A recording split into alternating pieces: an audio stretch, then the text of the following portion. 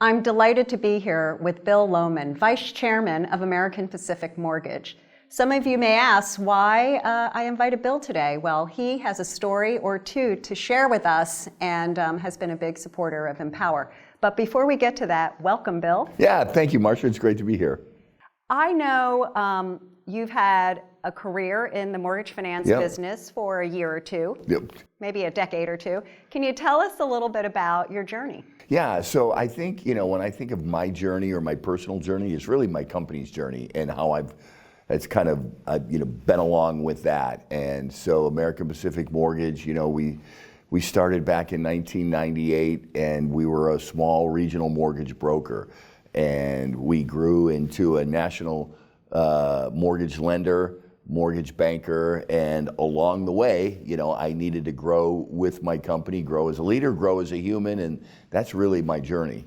And is that why you got involved with the MBA? Because I met you through all of your committee leadership and you're a board member. What made you decide to give back to the industry? Yeah, that's a great question. And I think for a few years, maybe, especially as we went through, all the legislative changes and regulatory changes through, post crisis, I used to complain a lot. And at some point I was like, stop complaining and try to make a difference. Be an advocate, be a person that tries to make a difference in your industry. And that's when I called an old friend of mine and an old colleague from the 1990s, Pete Mills. And I said, Pete, I want to make a difference. I want to become a part of, the MBA. What can I do and how can I make a difference there? And, it was Pete that really got me, active in the MBA. And I'm grateful for that. And, and I've learned over the years, Marcia, that you can make a difference. It's, being an advocate, it's not, an exercise in futility at all. Mm-hmm.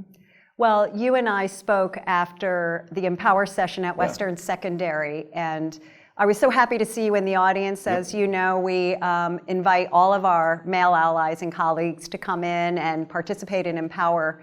And you told me it was the best session that you had attended in a long time, and that it really was impactful for you because of your granddaughters. Yeah. So can you share the story and what happened in that room for you?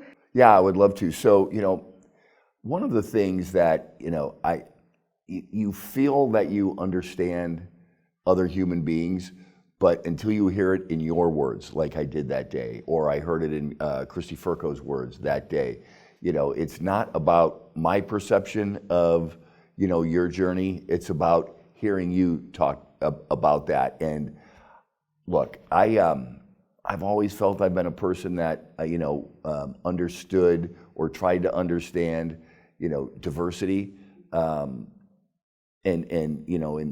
how that, impacts women.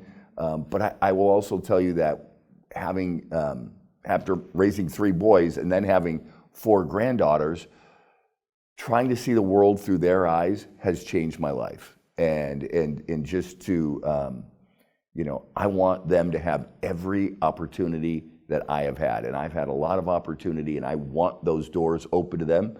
The world should open their doors to them. And I guess maybe sometimes our country or our industry, that hasn't been the case.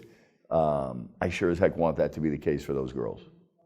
Well, we want it for them as well. Yeah. So as we were getting ready to film, we were commenting on your sneakers. So thank you. I'm going to ask you to put your foot up over your knees so they can be in the shot. Well, can I start with my socks? Oh, start with your socks. And I think. Oh, cool ass grandpa. Cool ass grandpa. That's awesome. So yeah, that's my best title is that of Papa. So that's I like to wear those socks. And these sneakers are the Nike Dunk Jackie Robinsons. And all throughout these sneakers is a quote from him that says, I don't really care whether you like me or not, but respect me as a human being. And I thought that would be meaningful to wear today for our conversation. And these are actually my favorite pair of sneakers. Well, that quote speaks volumes. Sure does. It really does. And if we would treat each other all with respect, wouldn't we be better off? Yeah, we sure would. So I have a final question for you. Okay. Can you discuss why our industry should focus on retaining young, diverse talent? What does diversity bring us? Yeah, so I think, you know what, the best way I can describe that is actually my wife Sharon and I were shopping in Bryant Park and going through, some of the shops, and we bought something. And it was a picture with a quote from Ruth Bader Ginsburg that said, all women should be wherever decisions are made. And I think, whether that extends to women or any people of diversity, all people should be where decisions are made, not just, what is the saying, pale, male, and stale.